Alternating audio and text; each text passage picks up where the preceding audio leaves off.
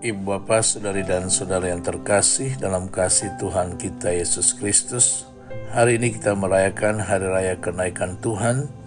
Injil yang kita kutip hari ini dari Injil Lukas pasal 24 ayat 46 sampai dengan 53. Ibu Bapak, Saudari dan Saudara yang terkasih dalam kasih Tuhan kita Yesus Kristus, dalam sejarahnya yang terdiri dari 2 jilid, Lukas memiliki 2 versi tentang kenaikan Yesus.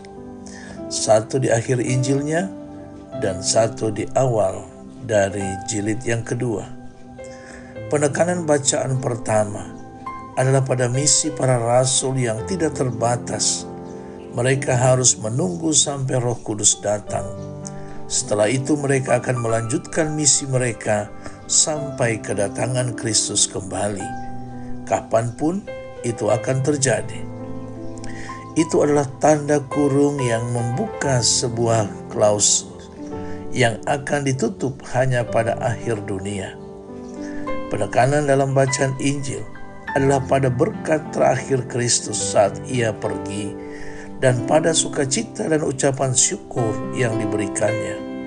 Ada rasa penyelesaian karena Injil dimulai di bait suci dengan pemberitaan kepada Sakaria dan berakhir di bait suci dengan para murid memuji Tuhan.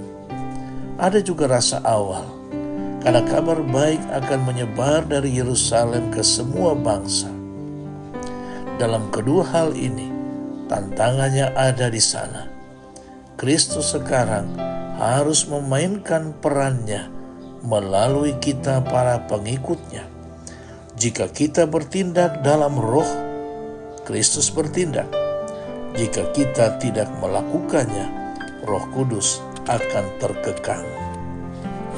Ibu Bapa, Saudari dan Saudara yang terkasih dalam kasih Tuhan kita Yesus Kristus, peristiwa kenaikan Tuhan Yesus ke surga bukanlah akhir dari kisahnya di dunia, melainkan awal dari misi besar yang dipercayakan kepada para murid dan kita semua sebagai pengikutnya.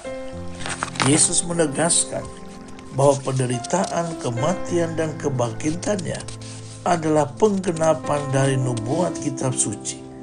Ia kemudian mengutus para murid untuk memberitakan pertobatan dan pengampunan dosa kepada segala bangsa, dimulai dari Yerusalem. Misi ini bukan hanya untuk para rasul, tapi juga untuk kita semua.